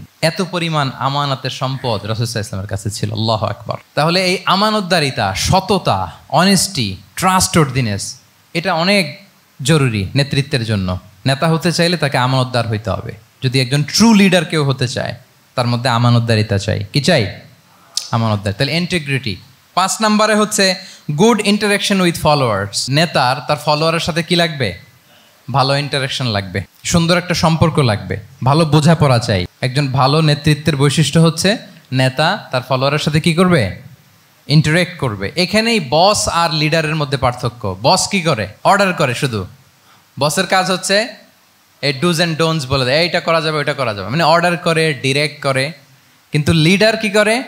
গাইড করে, মেন্টরিং করে, ইন্সপায়ার করে, মোটিভেট করে। So here is the difference between leader and boss. তাহলে বসই হওয়া যাবে না। নেতা হইতে চাইলে বসই হওয়া যাবে না। You have to interact with your followers. আপনার ফলোয়ারের সাথে ইন্টারাকশন লাগবে, তবেই আপনি নেতা। আমরা দেখি রাসূল সাল্লাল্লাহু আলাইহি ওয়াসাল্লামের কেমন ইন্টারাকশন ছিল। রাসূল সাল্লাল্লাহু আলাইহি ওয়াসাল্লাম যে কোনো বড় ডিসিশনে সাহাবাদের সাথে কনসালটেশন করতেন, পরামর্শ করতেন, তারপরে সিদ্ধান্ত নিতেন। ওয়াশাবিরহুম ফিল আমর, এই আয়াতের ভিত্তিতে তিনি সবার সাথে কি করে নিতেন? সাহাবাদের সাথে পরামর্শ করে নিতেন। আপনারা দ্বিতীয় হিজরির যে বদরের যুদ্ধের কথা জানেন, বদরের প্রান্তরটা মদিনা থেকে প্রায় 130 কিলো দক্ষিণ পশ্চিমে। তো ওখানে গেলেন মদিনা থেকে। তিনি যাওয়ার পরে এক জায়গায় তিনি সেনা ক্যাম্প স্থাপন করলেন। স্থাপন করার পরে হাব্বাব ইবনুল মুনজির রাদিয়াল্লাহু তাআলা আনহু তিনি জিজ্ঞেস করলেন, ইয়া রাসূলুল্লাহ, এই যে আপনি এই জায়গায় বদরের প্রান্তরে সেনা শিবির স্থাপন করলেন, সেনা ক্যাম্প স্থাপন করলেন, এটা কি আল্লাহর দেখিয়ে দেয়া কোনো জায়গা নাকি আপনার ইচ্ছায়? তিনি বললেন, আমানজিলান আনসালাকাল্লাহু লাইসা লানা আন নাতাকদ্দামাহু ওয়ালা নাতাআখারা আনহু। এটা কি একেবারে ফিক্সড আল্লাহর পক্ষ থেকে ওহী যে এখানেই শিবির স্থাপন করতে হবে, নাকি আমহুয়া রায়ু ওয়াল হারবু ওয়াল মাকিদা, নাকি এটা যুদ্ধের কৌশল হিসেবে আপনি নিজ থেকে করেছেন? রাসূল সাল্লাল্লাহু আলাইহি ওয়াসাল্লাম বললেন, না, এটা কোনো ওহী না। আমার কাছে মনে হয়েছে, আমার যে অ্যানালিসিস, আমার মনে হয়েছে বদরের যুদ্ধে এখানেই আমাদের পজিশনিংটা হইলে ভালো হয়। হাব্বাব ইবনে মুনজির রাদিয়াল্লাহু তাআলা আনহু বলেন, না, ইদান লাইসা হাযা বিমানসিল ইয়া রাসূলুল্লাহ, তাহলে এইখানে যদি আপনার নিজ থেকে আপনি এটা ডিসাইড করেন, আমি আপনার অনুমতিক্রমে বলতে চাই ইয়া রাসূলুল্লাহ, এটা সুন্দর জায়গা হয়নি। সুন্দর জায়গা হয়নি? তাহলে কোথায়? হাব্বাব বললেন, ওইখানে, ওই যে বদরের একটা কুয়া আছে, এখানে পানির সোর্স আছে, আমরা যদি ওইখানে একটা ব্লকেট দিয়ে দাঁড়াতে পারি, তাহলে কোরাইশরা এসে আর পানি খেতে পারবে না, ওরা পানি না খেয়েই মরবে, যুদ্ধেও মরবে, পানির অভাবেও মরবে। আল্লাহু আকবার। এক মুহূর্ত দেরি করলেন না রাসূল সাল্লাল্লাহু আলাইহি ওয়াসাল্লাম। এই অপিনিয়ন পাওয়ার সাথে সাথেই বললেন, এই সেনা ক্যাম্প এখান থেকে উঠে হাব্বাব যেখানে বলেছে ওইখানে যে সেনা শিবির স্থাপন করো। 1 সেকেন্ডও দেরি করেন নাই। তাহলে কোনো ইগোইস্টিক ঝামেলা ছিল না, ভেরি অ্যাকোমোডেটিভ ছিলেন রাসূল সাল্লাল্লাহু আলাইহি ওয়াসাল্লাম। আমরা অনেক সময় নতুন কোনো কথা শুনলে, কোনো রিফর্ম শুনলে শ্রোতাদের মধ্যে থেকে কিছু একটা শুনলে আটকে উঠি, চেঞ্জ করতে চাই না, রিজিড হয়ে থাকে। এই রিজিডিটি রাসূল সাল্লাল্লাহু আলাইহি ওয়াসাল্লামের মধ্যে ছিল না। ভেরি অ্যাকোমোডেটিভ ছিলেন, ইজিলি ওপেন আপ করতে পারতেন। মুহূর্তেই বলেন ঠিক আছে, আমি যেখানে করেছি আসলে ঠিক হয় না। হাব্বাব যেখানে বলেছে সবাই ওখানে যে সেনা ক্যাম্প স্থাপন করো, আল্লাহু আকবার। উনি চাইলে বলতে পারতেন, এই হাব্বাব তুমি কি আমার চেয়ে বেশি বুঝো? আমি তো নবী, তুমি আমার উম্মাহ, আমার কাছে ওহী আসে। কোনো ধরনের আর্গুমেন্টে না যে সরাসরি রাসূল সাল্লাল্লাহু আলাইহি ওয়াসাল্লাম এটাকে মেনে নিলেন, আল্লাহু আকবার। তাহলে এই যে ইন্টারাকশন দেখেন, কত চমৎকার ইন্টারাকশন ছিল সাহাবীদের সাথে রাসূলুল্লাহ সাল্লাল্লাহু আলাইহি ওয়া আলিহি ওয়াসাল্লামের। তাহলে good interaction with your followers, এটা জরুরি। আমরা যদি খন্দকের ঘটনা দেখি, খন্দকের যে পরীক্ষা খনন করা হয়েছিল, এটা কিন্তু কোনো মদিনার বা মক্কার কোনো আরাবিয়ান সাহাবাদের কাছ থেকে এই পরামর্শ আসেনি। এসেছে কার কাছ থেকে? সালমান আল ফারিসি। বাড়ি কই? সেই ইরান, ইয়ামান না, ইরানে। উনি হি ওয়াজ পার্সিয়ান, উনি ইরান থেকে আসছে। তাহলে ইজিলি তিনি সাহাবিদের কাছ থেকে চমৎকার অপিনিয়ন আসলে সেটাকে পিক করতেন এবং তাদের সাথে চমৎকার ইন্টারাকশন ছিল। সাহাবিদের সাথে, ফলোয়ারদের সাথে ওনার কতটা গভীর ইন্টারাকশন ছিল, ছোট্ট একটা হাদিস বলে, হাদিসটা সহিহ, মুসনাদে আহমদ ইবনে হাম্বালে এসছে। আমি এই পয়েন্টটা শেষ করছি। রাসূল সাল্লাল্লাহু আলাইহি ওয়াসাল্লামের যুগে এক সাহাবী ছিল, তার নাম ছিল জাহির ইবনে হারাম আল আশজাঈ। জাহির সাহাবীর নাম কি? সবাই বলুন, কি নাম? জাহির রাদিয়াল্লাহু তাআলা আনহু। উনি মদিনায় থাকতেন না, উনি মরুপল্লীতে থাকতেন, মানে বেদুইন ছিলেন আর। মদিনা তো শহর, সিটি, উনি সিটিতে থাকতেন না, উনি থাকতেন মরুপল্লীতে। ওখানে তিনি অর্গানিক ফলমূল, শাকসবজি চাষ করতেন। রাসূল সাল্লাল্লাহু আলাইহি ওয়াসাল্লাম ওনার এই অর্গানিক ফলমূল আর শাকসবজি খুব পছন্দ করতেন। ফলে উনি প্রায় সেই মরুপল্লী থেকে রাসূল সাল্লাল্লাহু আলাইহি ওয়াসাল্লামের জন্য অর্গানিক ফ্রেশ ফ্রুট আর শাকসবজি মদিনায় নিয়ে আসতেন এবং এগুলো ফ্রিতে দিতেন রাসূল সাল্লাল্লাহু আলাইহি ওয়াসাল্লামকে অ্যাজ এ গিফট। উপহার হিসেবে রাসূল সাল্লাল্লাহু আলাইহি ওয়াসাল্লামকে মরুপল্লী থেকে চাষ করে আনা ফলমূল, শাকসবজি দিতেন। আর কিছু শাকসবজি, ফলমূল তিনি মদিনার বাজারে বিক্রি করতেন। তো একবার তিনি এসে রাসূল সাল্লাল্লাহু আলাইহি ওয়াসাল্লামকে অর্গানিক এই ফ্রুটগুলো দিয়ে বাকিগুলো মদিনার বাজারে বিক্রি করতেছেন। রাসূলুল্লাহ সাল্লাল্লাহু আলাইহি ওয়াসাল্লাম বাজার ভ্রমণে গেলেন, যে দেখে ওই তো জাহের। উনি আবার কানা রজুলান দামিমান, একটু কুৎসিত দেখতে, একটু খাটো কুৎসিত শ্যামবর্ণের ছিলেন। তো ওনাকে দেখেই রাসূল সাল্লাল্লাহু আলাইহি ওয়াসাল্লাম পিছন থেকে এরকম ঝাপটে ধরলেন। উনি তো আর দেখতে পারতেছেন না কে ধরলো। উনি বলে, মান হাদা আরসিলনি, এই ছাড়ো ছাড়ো, কে কে, এই কোন লোক আমারে ধরলো? ছাড়ো ছাড়ো করে অস্থির। যখন পিছনে ফিরে দেখে আল্লাহ রাসূল সাল্লাল্লাহু আলাইহি ওয়াসাল্লাম, এখন আর ছাড়াছাড়ি করে না, এখন ওনার পিঠটা রাসূল সাল্লাল্লাহু আলাইহি ওয়াসাল্লামের বুক মোবারকের দিকে আরো লাগাই দিচ্ছে এইভাবে। সুবহানাল্লাহ। এতক্ষণ বলে এই কে, ছাড়ো ছাড়ো। যখন দেখে রাসূল সাল্লাল্লাহু আলাইহি ওয়াসাল্লাম এখন আর তাড়াহুড়ো করতেছে না, এখন ওনার পিঠটা রাসূল সাল্লাল্লাহু আলাইহি ওয়াসাল্লামের বুক মোবারকের সাথে আরো ঠেলে দিচ্ছে। রাসূল সাল্লাল্লাহু আলাইহি ওয়াসাল্লাম এবার মজার ছলে বললেন, মাইয়াশতারি হাযাল আব। ফান করে বলতেছেন, এই একটা দাস আছে আমার কাছে, এই লোকটারে কে কিনবে, আমি বেচবো। জাহির রাদিয়াল্লাহু তাআলা আনহু বলেন, ইয়া রাসূলুল্লাহ ইযান ওয়াল্লাহি তাজিদুনি কাসিদান, আমি কালো মানুষ, আমি সস্তা মানুষ, আমারে বেচলে বেশি দাম পাবেন না আপনি, আমি তো সস্তা মানুষ ইয়া রাসূলুল্লাহ। রাসূল সাল্লাল্লাহু আলাইহি ওয়াসাল্লাম বললেন, আনতা লাস্তা ইনদাল্লাহি কাসিদ ইয়া জাহির। হে জাহির, তুমি আল্লাহর কাছে সস্তা নও, আনতা ইনদাল্লাহি গালি, তুমি আল্লাহর কাছে বড্ড দামি। তোমার স্কিন ব্রাইট কালার না, তুমি কুৎসিত, তুমি দুনিয়াতে সস্তা হতে পারো কিন্তু আমার আল্লাহর দরবারে তুমি কভু সস্তা নও। আনতা ইনদাল্লাহি গালি, আল্লাহর কাছে তুমি বড্ড দামি। দেখেন ইন্টারাকশন কোন মাত্রায় গেলে পিছন থেকে যে এরকম হাক করা যায়, ঝাপটে ধরা যায় এক সাহাবীকে। সুবহানাল্লাহ বিহামদি। এরকম গুড ইন্টারাকশন ছিল অনেক অনেক ভুরি ভুরি সিরাতের পরতে পরতে আপনারা পাবেন যে রাসূল সাল্লাল্লাহু আলাইহি ওয়াসাল্লামের সাথে সাহাবাদের ইন্টারাকশন কত চমৎকার ছিল। 6 নম্বরে হচ্ছে কারেজ, সাহসিকতা। নেতা হইতে হইলে সাহস লাগবে না? নেতারে বাঁচানোর জন্য কর্মীরা দৌড়াইতেছে সামনে, নেতা যদি ছোটে পেছনে, তাহলে হবে? তাহলে তো তাকে নেতা বলা যায় না। কি বলেন? নেতার তো হি শুড বি কারেজাস, তার সাহসী হইতে হবে, দুর্দান্ত সাহস থাকতে হবে তার। রাসূল সাল্লাল্লাহু আলাইহি ওয়াসাল্লামের এরকম দুর্দান্ত সাহস ছিল, অত্যন্ত সাহসিকতার অধিকারী তিনি ছিলেন। এবং এই লিডারশিপ ট্রেইটটা খুবই জরুরি, এটাকে বলে মাদার স্কিল। কারেজি যে মাদার স্কিল, এটাই সব। এই হিম্মত লাগবে। আর রাজুলু যু হিম্মা ইউহিল উম্মাহ, যার হিম্মত আছে সেই জাতিকে জাগাতে পারে, ঠিক কিনা? এই যে আমাদের কাছে তো উদাহরণ একেবারে হাতের কাছেই, এই যে 5 আগস্টে, এই যে জুলাই আপরাইজিং, যদি কারেজ না থাকতো আমাদের তরুণদের, আমাদের জেনজিদের, তাহলে এই পরিবর্তন কি আমরা দেখতে পেতাম? না। আমি গল্প শুনছিলাম যে এই চট্টগ্রাম বিশ্ববিদ্যালয় থেকে 2 জন শহীদ হয়েছে, আল্লাহ তাদের কবরগুলোকে তুমি জান্নাতে টুকরা বানিয়ে দাও। এই যে আমাদের তরুণরা তাজা রক্ত দিয়ে একটা চেঞ্জ এনেছে, পরিবর্তন, এটা তো কারেজ, তাদের সাহসিকতার বহিঃপ্রকাশ, ঠিক কিনা? এটা লাগবে। কেউ যদি লিড দিতে চায়, লিডার হতে চায়, তার এটা লাগবে, মাস্ট। রাসূল সাল্লাল্লাহু আলাইহি ওয়াসাল্লাম অত্যন্ত সাহসী ছিলেন। দুই একটা উদাহরণ আমরা সিরাত থেকে দেখি। একবার মদিনাতে রাত্রিবেলা বিকট একটা আওয়াজ হলো, বিকট এত আওয়াজ, সবাই ঘুম থেকে জেগে গেল। ঘুম থেকে জেগে সবাই হতভম্ব, কিরে এত আওয়াজ তো মদিনাতে কখনো শুনি না, ঘটনা কি? কেউ ঘোড়া নিয়ে, কেউ উট নিয়ে, কেউ খচ্চর নিয়ে, কেউ এমনি খালি পায়ে ছুটতে আরম্ভ করলো আওয়াজের দিকে, দেখি যাই কোথায় কি হলো।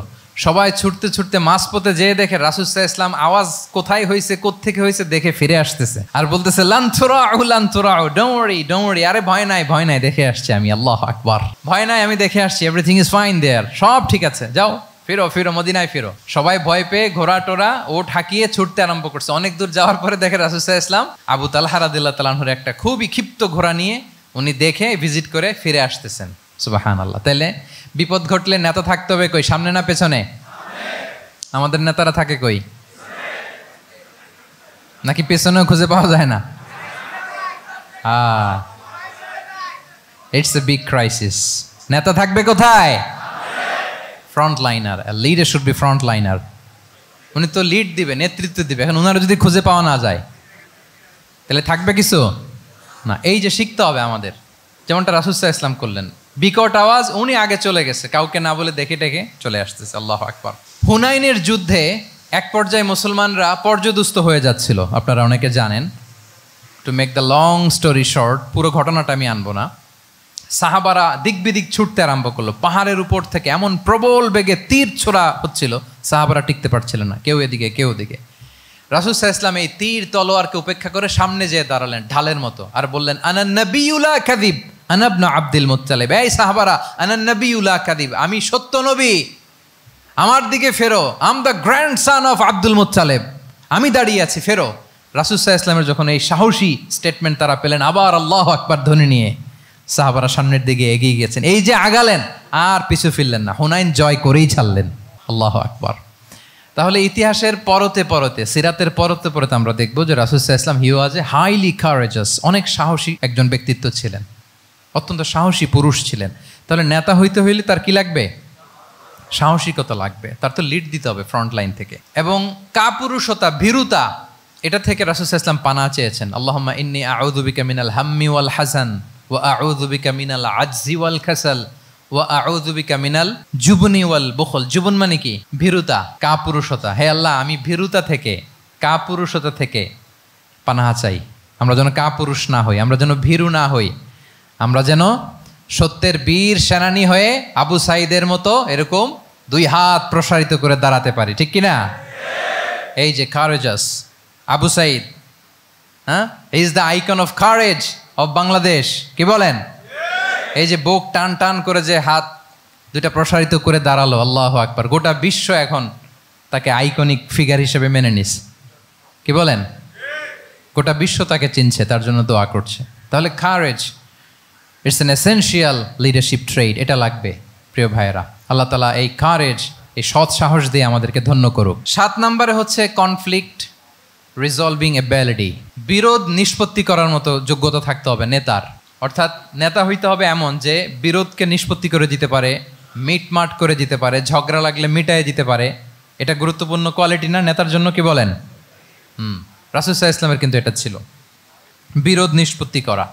রাসূল সাল্লাল্লাহু আলাইহি ওয়াসাল্লাম মক্কা থেকে মদিনায় যে 1 ঘন্টায় বছরের পর বছর চলে আসা যুদ্ধ, they use to fight each other, Aus and Khazraj, 1 ঘন্টায় যুদ্ধ থামাই দিয়েছেন। আল্লাহু আকবার। He was a very good mediator and arbitrator. রাসূল সাল্লাল্লাহু আলাইহি ওয়াসাল্লাম অত্যন্ত ভালো মধ্যস্থতাকারী ছিলেন, ভালো মধ্যস্থতাকারী তিনি ছিলেন। তিনি থামিয়ে দিতে পারতেন, বিরোধকে থামাতে পারতেন। আপনারা জানেন যে মক্কায় একবার সম্ভবত অগ্নিকাণ্ডের কারণে কাবা ঘর জ্বলে গিয়েছিল, ধ্বংস হয়েছিল, কিছু অংশ নষ্ট হয়ে গিয়েছিল।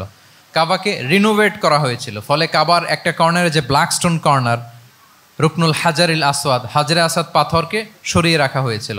এখন কাবা যখন পুনর্নির্মাণ শেষ, ওই হাজরে আসওয়াদ পাথরকে আবার তার জায়গায় রাখা হবে। কিন্তু কে রাখবে? সবাই রাখতে চায়, সব দলের নেতারা বলে আমরা রাখবো। এক দলের নেতা বলে যে আমি রাখবো, এটা অনেক very prestigious and dignified issue, এই প্রেস্টিজ আমরা কাউকে নিতে দিব না। আরেক দলের নেতা বলে না, আমাদের পাওয়ার বেশি, আমরা রাখবো। আরেক দলের নেতা বলে যে না, এটা আমাদেরই। আরেকজন বলে রক্তের গঙ্গা বইয়ে দিব মক্কায়, কিন্তু এই সম্মান হাতছাড়া হতে দেব না। এখন জাতীয় চার নেতা গেছে চারদিকে, সমাধান তো নাই। পাথর কয়টা? পাথর তো মাত্র একটা। ইন দ্য মিন টাইম রাসূল সাল্লাল্লাহু আলাইহি ওয়াসাল্লাম আসলেন। রাসূল সাল্লাল্লাহু আলাইহি ওয়াসাল্লামকে দেখেই সবাই হ্যাপি। সবাই বলে যা আমিনুন রদিনা বি, এই তো আলামিন আসছে, ওই ফয়সালা করবে। আল্লাহ রাসূল সাল্লাল্লাহু আলাইহি ওয়াসাল্লাম বললেন কি হয়েছে? এই ঘটনা। জাতীয় চাঁদ নেতা বলে এই পাথর নিয়ে তারা নিজেরা রাখবে, কাউকে দিবেন। রাসূল সাল্লাল্লাহু আলাইহি ওয়াসাল্লাম বললেন ঠিক আছে, একটা চাদর নিয়ে আসো। চাদর নিয়ে আসা হলো। এবার জাতীয় চাঁদ নেতা চাদরের 4 কর্নার ধরে দাঁড়ালো। রাসূল সাল্লাল্লাহু আলাইহি ওয়াসাল্লাম নিজ হাতে হাজরে আসওয়াদ তুলে চাদরের মাঝখানে রাখলেন। এবার চাঁদ নেতাকে বললেন আসো তোমরা আমার সাথে। তারা আগাতে লাগলো। কাবা ঘরের সামনে যখন আসলো, রাসূল সাল্লাল্লাহু আলাইহি ওয়াসাল্লাম নিজ হাতে, ওনার বরকতময় হাতে আবার হাজরে আসওয়াদ ধরে ঠিক জায়গায় মতো রেখে দিলেন। এতক্ষণ কিন্তু চাঁদ নেতা কি বলছে? কাউরে ধরতে দিব না, কাউকে। কিন্তু এখন চাদরের কোনা ধরেই happy. This is called conflict resolving ability. একজন নেতার এরকম কনফ্লিক্ট, সমাজে যখন এই ধরনের বিরোধ তৈরি হয়, ঝামেলা তৈরি হয়, মারামারির মতো পরিস্থিতি তৈরি হয়, সংঘাতের মতো একটা সিচুয়েশন হয়, নেতা এটাকে রিজলভ করার ক্যাপাসিটি এবিলিটি তার থাকতে হবে। আল্লাহ রাসূল সাল্লাল্লাহু আলাইহি ওয়াসাল্লামকে আল্লাহ তাআলা এটা দিয়েছিলেন। আল্লাহু আকবার। শুধু বড় বড় জিনিস না, ছোট ছোট জিনিসও করতে হয়। লেটস সে নিজ দলের নেতাকর্মীদের মধ্যে মারামারি, নিজ দেশের ভেতরে মারামারি, দেশের সাথে প্রতিবেশী দেশের বিরোধ, রিজিওনাল সুপার পাওয়ার হলে আশেপাশের অনেকগুলো দেশের মধ্যে বিরোধ, আপনাকে নেতা হয়ে এগুলো মিটমাট করে দিতে হবে। সুপার পাওয়ার যদি হয়ে যান, গোটা বিশ্বের যেখানে ঝামেলা লাগে, দেখেন না বড় বড় মোড়লরা কি করে? ওই কাতারে বসে বসে ওই আফগানিস্তান, তারপর ওই ইসরায়েল, কাতার মিলাই দিচ্ছে। দেখেন না এগুলো নিউজে আপনারা? This is called conflict resolving ability. কনফ্লিক্টকে রিজলভ করতে জানতে হয়। রাসূল সাল্লাল্লাহু আলাইহি ওয়াসাল্লাম এরকম রাষ্ট্রীয় পর্যায়ে, বড় বড় সামাজিক পর্যায়ে, এমনকি ফ্যামিলি অ্যাফেয়ার্সের মধ্যে যত বিরোধ লাগতো রাসূল সাল্লাল্লাহু আলাইহি ওয়াসাল্লাম মিলাই দিতেন। আল্লাহু আকবার। ফ্যামিলি কাউন্সিলিং, এজন্য প্রত্যেক ইমাম খতিবদের এই কাউন্সিলিংয়ের উপর ট্রেনিং নেওয়া দরকার। আমাদের পরিবারগুলো ভেঙে যাচ্ছে, পরিবারগুলো কি হচ্ছে? ভেঙে যাচ্ছে। আমি পশ্চিমা দেশে আমাদের অনেক স্কলারদের দেখেছি যারা ইমাম এবং খতিব, তাদের আলাদা করে উইকলি 7 ঘন্টা 8 ঘন্টা 10 ঘন্টা এরকম রাখতে হয় ফ্যামিলি কাউন্সিলিংয়ের জন্য। যাদের মধ্যে বিরোধ, হাজব্যান্ড ওয়াইফের ঝামেলা চলতেছে, উনি কাউন্সিলিং করে। এটা খুব জরুরি। আল্লাহ রাসূল সাল্লাল্লাহু আলাইহি ওয়াসাল্লাম এটা করতেন, সাহাবাদের মধ্যে করতেন, ইভেন নিজের স্ত্রীদের মধ্যেও করতেন। সহিহ বুখারীতে এসেছে ওনার স্ত্রীদের মধ্যে 2টা গ্রুপ ছিল। পজিটিভলি নেন, 2টা গ্রুপ, আবার এটা ওই গ্রুপ মনে করেন না। অর্থাৎ মানবিক কারণে সামান্য যে জেলাসি থাকে এক স্ত্রীর সাথে আরেক স্ত্রীর, এটা তো খুব স্বাভাবিক। ওই ওনাদের মধ্যে একসাথে তো অ্যাট এ টাইমে খুব সম্ভবত 9 জন স্ত্রী বেঁচে ছিলেন।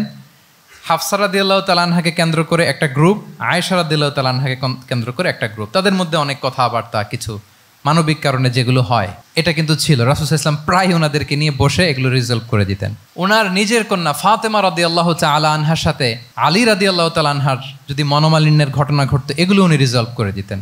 এবং খুব কাছাকাছি ছিল কিন্তু ঘর। যারা মদিনায় মাআরিদুস সিরান নাবাবিয়া ওগুলোতে গিয়েছেন, দেখবেন যে রাসূল সাল্লাল্লাহু আলাইহি ওয়াসাল্লামের ঘরের পাশে অন্যান্য স্ত্রীদের ঘরগুলো একটার পর একটা, পাশেই ফাতেমা রাদিয়াল্লাহু তাআলা আনহার ঘর। একবার তিনি দুপুরবেলা ফাতেমা রাদিয়াল্লাহু তাআলা আনহার ঘরে গেলেন, যে দেখেন যে ঘরে আলী রাদিয়াল্লাহু তাআলা আনহু নেই। তো জিজ্ঞেস করলেন যে আইনা ইবনু আম্মি, কোথায় আলী কোথায়? তো বললেন যে কানা বাইনি ওয়া বাইনাহু শাই, আমাদের মধ্যে একটু ঝগড়াঝাটি হয়েছে আর কি, মনোমালিন্য হয়েছে। ফাগাদাবানি, উনি একটু রেগে গেছেন আমার উপর। ফাখারাজা ফালাম ইয়াকিল ইনদি, প্রত্যেকদিন খাওয়ার পরে তো এখানেই কাইলুলা করে, আজকার ঘরে কাইলুলা করে নাই, কই যেন চলে গেছে। তো কোথায় গেল? রাসূল সাল্লাল্লাহু আলাইহি ওয়াসাল্লাম লোক পাঠালো, খুঁজে দেখো আলী কোথায়। আলী রাদিয়াল্লাহু তাআলা আনহু উনি মনের কষ্ট নিয়ে মসজিদে নববীর মধ্যে শুয়ে আছেন। তো রাসূল সাল্লাল্লাহু আলাইহি ওয়াসাল্লাম খুঁজতে খুঁজতে মসজিদে নববীর ভেতরে গেলেন, দেখলেন যে উনি যে শুয়ে আছে, ওনার গায়ের জামাটা এক পাশে পড়ে আছে আর বালুর মধ্যে ওনার শরীর পড়ে আছে। তো উনি ডাকলেন কুম ইয়া আবা তুরাব, কুম ইয়া আবা তুরাব, হে বালির বাবা আলী, বালির বাবা আলী ওঠো ওঠো। মজা করে বললেন যে ইয়া আবা তুরাব, যেহেতু বালি লেগে আছে গায়ে, বালির বাবা আলী ওঠো।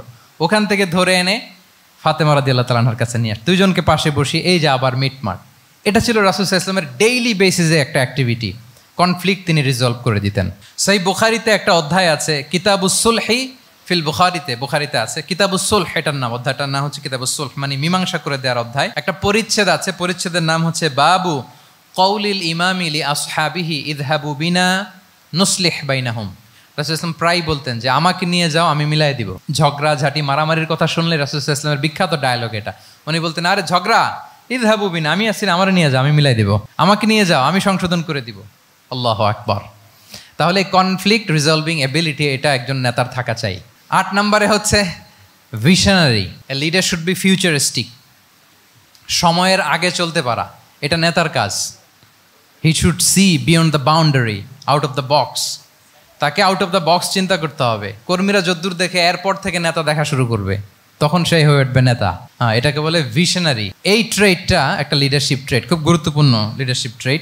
মানে ফারসাইটেডনেস থাকা, দূরদর্শিতা থাকা, ফিউচারিস্টিক অ্যাটিটিউডের হওয়া, সময়ের আগে চলতে পারা, মানে আগ থেকে আন্দাজ করতে পারা। রাসূল সাল্লাল্লাহু আলাইহি ওয়াসাল্লামের মধ্যে এটা ছিল। কেমন ছিল?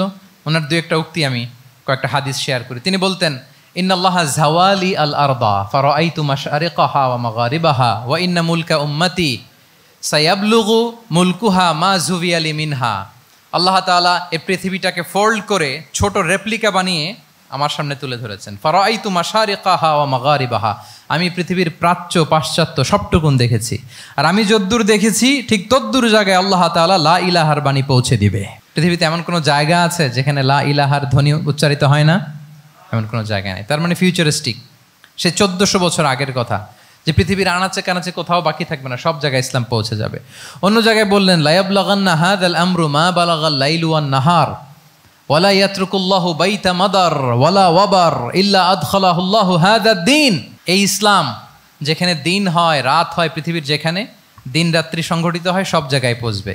এমন কোনো কাঁচা ঘর, পাকা ঘর, কোনো জঙ্গল, কোনো পাহাড়, কোনো ভূখণ্ড, এই পৃথিবীতে কোনো এমন কোনো জনপদ থাকবে না যেখানে ইসলামের বাণী পৌঁছবে না। সব জায়গায় পৌঁছে যাবে। আল্লাহু আকবার। তাহলে এটা হচ্ছে ফিউচারিস্টিক অ্যাটিটিউডের ব্যক্তিত্ব হওয়ার কারণে তিনি এমনটি বলেছেন। আগাম বুঝে ফেলতেন। আপনারা হুদাইবিয়ার সন্ধির কথা জানেন না? হুদাইবিয়ার ট্রিটির কথা শুনেছেন না? 1400 সাহাবা গিয়েছিলেন ওমরা করতে, ওরা ওমরা করতে দিবে না, সন্ধি করো। তো কি সন্ধি? বলে যে রসুলুল্লাহ লেখা যাবে না, মুহাম্মদ রসুলুল্লাহ, নো রসুলুল্লাহ, রসুলুল্লাহ কাটো। সাহাবিরা বলে আমরা কাটতে পারবো না। রাসূল ইসলাম বললেন না না, কেটে ফেলো। কাটা হলো। এই বছর ওমরা করতে পারবো না, সাহাবারা বলে আমরা মানি না। রাসূল ইসলাম বললেন এটাও মেনে নাও।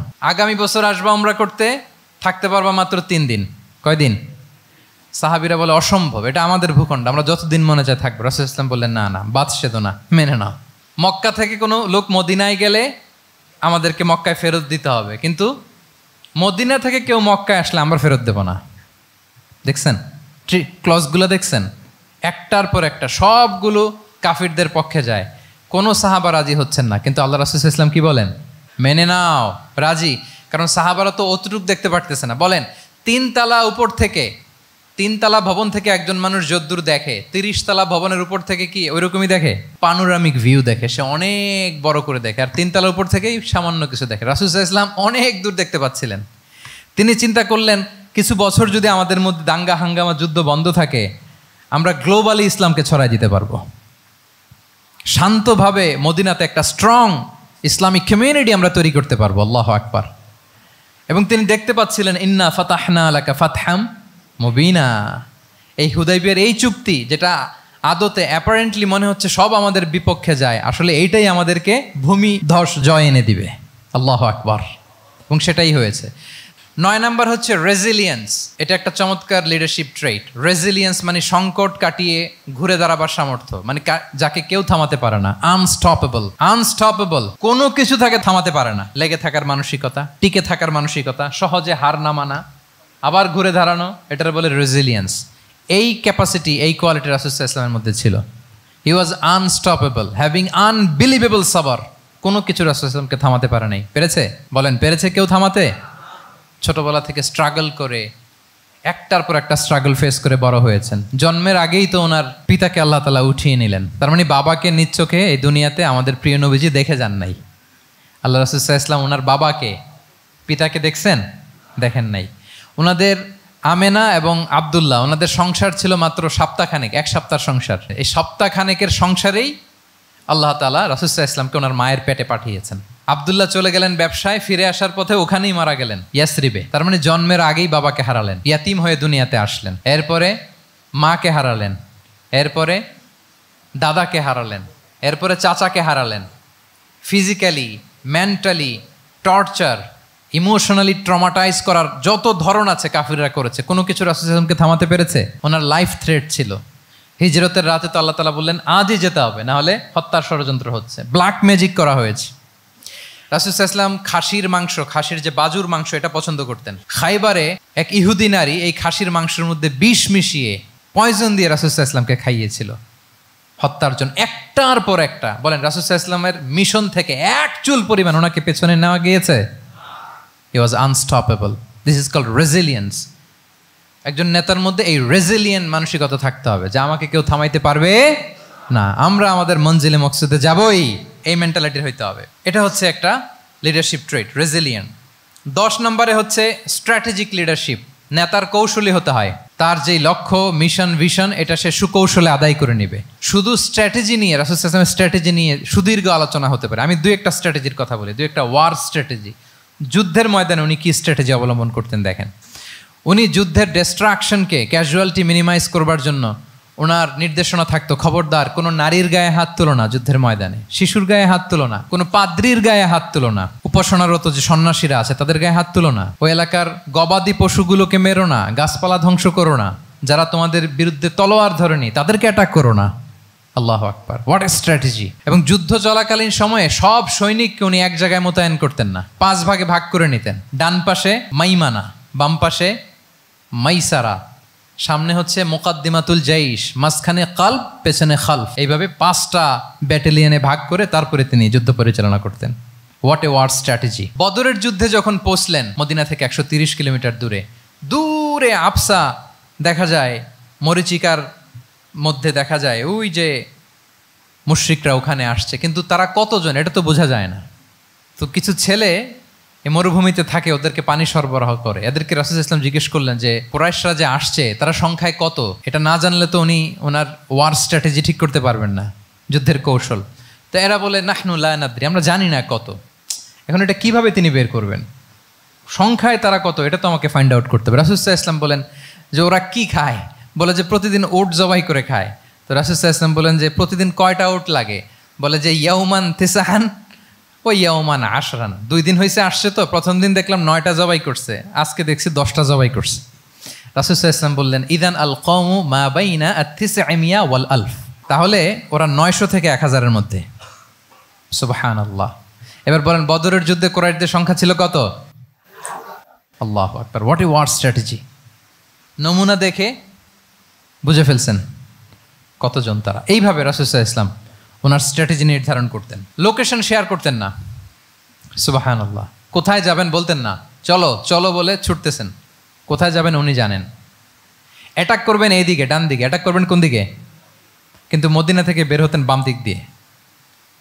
অ্যাটাক করবেন উত্তরে, মদিনা থেকে বের হতেন কোন দিক দিয়ে? দক্ষিণ দিক দিয়ে। যে রাতে হিজরত করবেন মদিনা উত্তর দিকে, উনি দক্ষিণ দিকে চলে গেছেন গারে সাউরে 3 দিন থেকে আগে, ওরা যাতে বুঝতে না পারে। সুবহানাল্লাহ। এটা ছিল রাসূল সাল্লাল্লাহু আলাইহি ওয়াসাল্লামের ওয়ার স্ট্র্যাটেজি। এবং সবাই যেই পথে মক্কা থেকে মদিনা যায় উনি কিন্তু ওই পথে যাননি। ক্যারাভেনগুলো, কাফেলাগুলো যেই পথে মক্কা থেকে মদিনায় ইউজুয়াল রুট যেটা, যাননি। সাওয়াহেলি পথে, সাগরের পাশ দিয়ে স্পেশাল একজন গাইড ভাড়া করে তিনি গিয়েছেন। আল্লাহু আকবার। This is called strategy. তাহলে স্ট্র্যাটেজিক লিডারশিপ লাগবে। একজন নেতার স্ট্র্যাটেজিক প্ল্যানিং ঠিক করা লাগবে।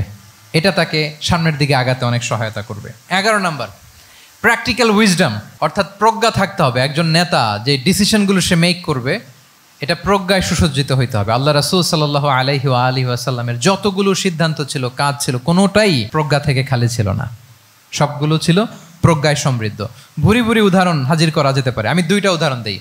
মাক্কি জীবনের একটা উদাহরণ দিই। রাসূল সাল্লাল্লাহু আলাইহি ওয়াসাল্লাম মক্কাতে নবুয়তের 5ম বৎসরে যখন নও-মুসলিম সাহাবাদের উপর অত্যাচারের মাত্রা মারাত্মক বেড়ে গেল, রাসূল সাল্লাল্লাহু আলাইহি ওয়াসাল্লাম সাহাবাদেরকে হিজরতে পাঠালেন। বলেন তো কোথায় পাঠিয়েছিলেন? সবাই বলুন। আবিসিনিয়াতে, বর্তমান ইথিওপিয়া, ইরিত্রিয়া, ওই এরিয়াতে আবিসিনিয়াতে তিনি পাঠালেন। বললেন যে দেয়ার ওয়াজ এ জাস্ট কিং আসহামা নেগাস। বললেন যে ওখানে আবিসিনিয়াতে যাও, ওখানে আসহামা নামে নাজ্জাশী একজন বাদশাহ আছে, খুব ভালো। তাদেরকে পাঠালেন নবুয়তের 5ম বৎসরে। যেতে লাগলো, এক এক সময় এক এক সাহাবী যায়, যে ওখানে বড় একটা বেস তৈরি হলো, মুসলিম কমিউনিটি তৈরি হলো। এরপর 13 বছর পরে মাক্কি 13 বছর, মাক্কি জিন্দেগির 13 বছর শেষ করে নবুয়তে রাসূল ইসলাম কোথায় চলে গেলেন? মদিনায়। মদিনায় যে রাসূল ইসলাম একটা ইসলামী স্টেট তিনি প্রতিষ্ঠা করলেন। 1ম হিজরি যায়, 2য় হিজরি যায়, একটার পর একটা যুদ্ধ যায়, মুসলিম কমিউনিটি বাড়ে, কমপ্লিট ইসলামিক স্টেট হয়ে যায়। কিন্তু ওই আবিসিনিয়া থেকে ওই গ্রুপ আর ফিরে না। নবুয়তের 5ম বৎসরে যে গ্রুপকে রাসূল সাল্লাল্লাহু আলাইহি ওয়াসাল্লাম জাফর ইবনে আবু তালেবের নেতৃত্বে আবিসিনিয়ায় পাঠিয়েছিলেন, তারা মদিনায় কোন হিজরিতে আসছে জানেন?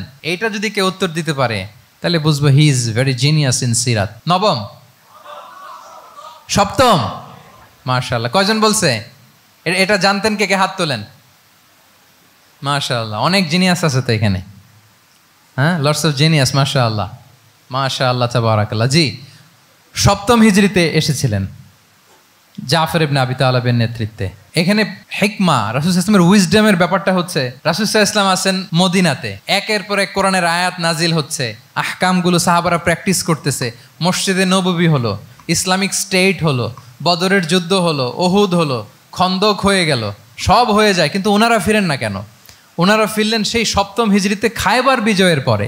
এবং যেদিন জাফর ইবনে আবি তালেব আবিসিনিয়া থেকে সবাইকে নিয়ে ফিরলেন, রাসূল সাল্লাল্লাহু আলাইহি ওয়াসাল্লাম এত খুশি হলেন, উনি বললেন, বি আইয়িহিমা আনা লা আদরি বি আইয়িহিমা আনা আফরাহ বি ফাতহি খাইবার আও বি কুদুমি জাফর।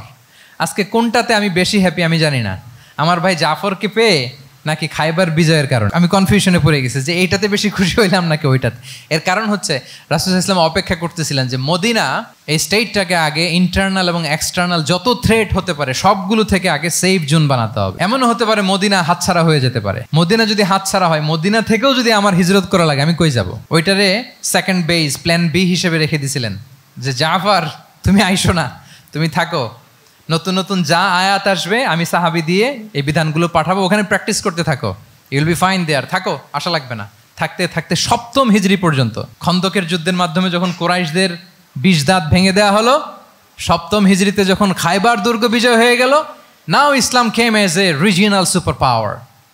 রাসূল ইসলাম বুঝলেন আর ইন্টারনাল থ্রেটও নাই, এক্সটার্নাল থ্রেটও নাই, এবার আর কোনো টেনশন নাই।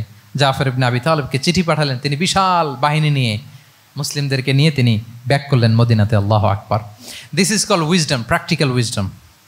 রাসূল সাল্লাল্লাহু আলাইহি ওয়াসাল্লামের এইভাবে এমন কোনো সিদ্ধান্ত নাই যেটার পেছনে প্রজ্ঞা ছিল না, প্রত্যেকটা সিদ্ধান্ত ছিল প্রজ্ঞায় সুসজ্জিত।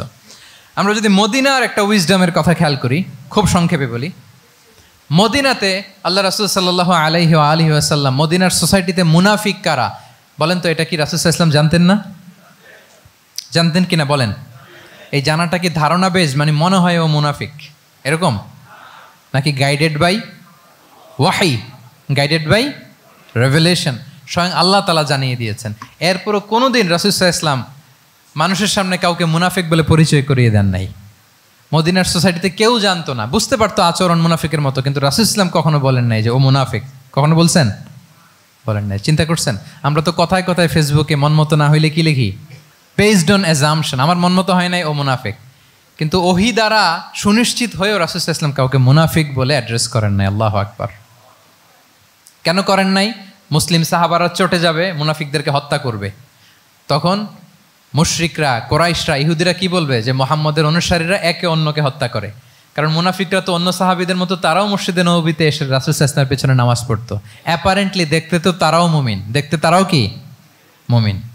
কখনো রাসূল সাল্লাল্লাহু আলাইহি ওয়াসাল্লাম বলেন না। তবে হুযায়ফা ইবনুল ইয়ামান রাদিয়াল্লাহু তাআলা আনহু নামে একজন সাহাবী, উনি মদিনার গোয়েন্দা বিভাগের প্রধান ছিলেন রাসূল সাল্লাল্লাহু আলাইহি ওয়াসাল্লামের, উনাকে বলে গিয়েছিলেন কারা কারা মুনাফিক, নামের লিস্টটা অ্যাজ এ রেফারেন্স শুধু ওনাকে বলেছিলেন, আর কাউকে বলেন নাই। এজন্য ওমরে ফারুক রাদিয়াল্লাহু তাআলা আনহু যখন মদিনার খলিফা, তখন তিনি কেউ মারা গেলে ওনাকে যখন জানাজার ইমামতির জন্য বলা হতো, উনি দেখতেন যে ওই জানাজায় হুযায়ফা গিয়েছে কিনা। যদি হুযায়ফা ইবনুল ইয়ামান ওখানে যেতেন, উনি ওই নামাজের ইমামতি করতেন। আর যদি দেখতেন ওইখানে হুযায়ফা নাই, ওইখানে ওমরও নাই রাদিয়াল্লাহু তাআলা আনহু, আল্লাহু আকবার, তিনি কৌশলে পাশ কাটিয়ে বলতেন অন্য কেউ এই নামাজের ইমামতি করে দাও, আমি যাব না। আল্লাহু আকবার। তাহলে রাসূল সাল্লাল্লাহু আলাইহি ওয়াসাল্লামের উইজডম দেখেন, তিনি কমিউনিটির মধ্যে ইউনিটি ধরে রাখার জন্য কখনো মুনাফিকদের নাম বাই নেম তাদেরকে চিনতেন, কখনো ডিসক্লোজ করেন নাই। আল্লাহু আকবার। This is called wisdom. 12 number হচ্ছে, লাস্ট পয়েন্ট হচ্ছে succession management. A good leader produces a good leader, a true leader produces a true leader. একজন ভালো নেতা সে ভালো নেতা তৈরি করে, কি বলেন? একজন যোগ্য নেতা আরো যোগ্য উত্তরসূরি তৈরি করে, ঠিক কিনা বলেন? আমি শুধু নেতা, নেতৃত্বের সব গুণ আমার মধ্যে খালি হাবুডুবু খায়, আমি কাউরে নেতা বানাতে পারলাম না, তো আমি চলে যাওয়ার পরে আমার দল চালাবে কে? আমার দেশ চালাবে কে? এই উম্মাকে নেতৃত্ব দিবে কে? রাসূল সাল্লাল্লাহু আলাইহি ওয়াসাল্লাম নিজে যেমনি অনুসরণীয় নেতা ছিলেন, অনুকরণীয় নেতৃত্ব দিয়েছেন, তিনি এরকম নেতৃত্ব তৈরিও করে গিয়েছেন, ঠিক কিনা বলেন? আল খোলাফা আর রশিদিন আল মাহদিন, তাদের কথা যদি খেয়াল করেন, আবু বকর রাদিয়াল্লাহু তাআলা আনহুর ব্যাপারে তো ওনার প্রচ্ছন্ন কিছু ইঙ্গিতও ছিল। ওনার অবর্তমানে নামাজ পড়িয়েছে কে মসজিদে নববীতে? আবু বকর রাদিয়াল্লাহু তাআলা আনহু। ওনার হজ পালনের আগে হজের জন্য পাঠিয়েছিলেন কাকে? নবম হিজরিতে আবু বকর রাদিয়াল্লাহু তাআলা, এগুলো ছিল প্রচ্ছন্ন ইঙ্গিত। এবং সাকিফায়ে বনু সাঈদাতে ওমরে ফারুক বললেন যে আপনাকেই আমরা নেতা মানি, সবাই এক বাক্যে মেনে নিল। আজও ওই জায়গাটা মসজিদে নববীর এক পাশে সাকিফায়ে বনু সাঈদার বড় সাইনবোর্ড আছে, ওখানে বিকেলবেলা আনসারি সাহাবারা বসে গল্প করতেন। ওই জায়গাতে আবু বকর রাদিয়াল্লাহু তাআলা আনহুর খলিফা নির্বাচনের ব্যাপারটা ঘটেছিল। উনি ওসিয়ত করে গিয়েছিলেন ওমরে ফারুক রাদিয়াল্লাহু তাআলা আনহু খলিফা হবেন। ওমরে ফারুককে যখন অ্যাসাসিনেশন করা হলো, উনি একটা প্যানেল করে দিয়ে গেলেন। সেখান থেকে ওসমান রাদিয়াল্লাহু তাআলা আনহু হলেন। ওসমান রাদিয়াল্লাহু তাআলা আনহুর হত্যা পরবর্তী উদ্ভূত পরিস্থিতিতে আলী রাদিয়াল্লাহু তাআলা আনহু হলেন। একজনের চেয়ে আরেকজন শ্রেষ্ঠ, একজনের চাইতে আরেকজনের মানাকে অসাধারণ অসাধারণ। এই যে নেতৃত্ব রাসূল সাল্লাল্লাহু আলাইহি ওয়াসাল্লাম এটা জীবদ্দশায় তৈরি করেছেন। যার যেখানে ক্যাপাসিটি দেখেছেন তাকে ওই দিকে উদ্বুদ্ধ করেছেন। যার মধ্যে যুদ্ধের ব্যাপারে জ্ঞান দেখেছেন তাকে যুদ্ধের সেনাপতি বানিয়েছেন। Khalid bin Walid, chief of the Muslim military, মুসলিম বাহিনীর সেনাপ্রধান ছিলেন কে? খালিদ বিন ওয়ালিদ। ওনার দিয়ে কখনো কবিতা লিখতে পাঠাইছেন রাসূল সাল্লাল্লাহু আলাইহি ওয়াসাল্লাম, কিন্তু হাসান বিন সাবিতকে দিয়ে কি করছেন? শুধু কি কবিতা লেখানো, ওনার মিম্বরের পাশে মসজিদে নববীতে আরেকটা মিম্বর বানাই দিয়েছেন, স্টেজ, যে তুমি এখানে দাঁড়িয়ে এমন জ্বালাময়ী কবিতা লিখবে যেন গুজবাম হয় মুসলমানদের, জেহাদের ময়দানের জন্য ঝাঁপিয়ে পড়ে। তাহলে খালিদ বিন ওয়ালিদকে দিয়ে এক কাজ করিয়েছেন, হাসান বিন সাবিতকে দিয়ে আরেক কাজ করিয়েছেন। মুআয ইবনে জাবাল রাদিয়াল্লাহু তাআলা আনহু প্রশাসনিক কার্যক্রম ভালো বুঝতেন। মদিনা রাষ্ট্রের সবচাইতে বড় সিনিয়র আমলা ছিলেন মুআয ইবনে জাবাল, ইয়ামানের গভর্নর করে পাঠিয়েছেন। ওনার এটাতে যোগ্যতা ছিল। যার যেখানে তিনি প্রতিভা দেখেছেন ইসলামের কল্যাণে রাসূল সাল্লাল্লাহু আলাইহি ওয়াসাল্লাম ওই প্রতিভাগুলোকে কাজে লাগিয়েছেন। এইভাবে ওনার সাকসেশন ম্যানেজমেন্টকে উনি গড়ে তুলেছেন। ফলে ওনার পরবর্তীতে বছরের পর বছর ইসলামী নেতৃত্বের হাল ধরতে মুসলিম উম্মার বেগ পেতে হয় নাই, ঠিক কিনা বলেন? তাহলে এ good leader, a true leader produces A good leader.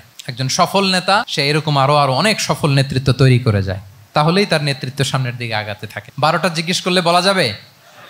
হ্যাঁ, নোট করে রাখছেন বোধহয় না? খুব খুশি হয়েছে আমি, মাশাআল্লাহ। শ্রোতা যদি ভালো হয়, শ্রোতা যদি দেখি যে না আমার সাথে সাথে মাথা নাড়ায়, রেসপন্স করে, উত্তর দেয়, তখন কথা বলতেও ভালো লাগে।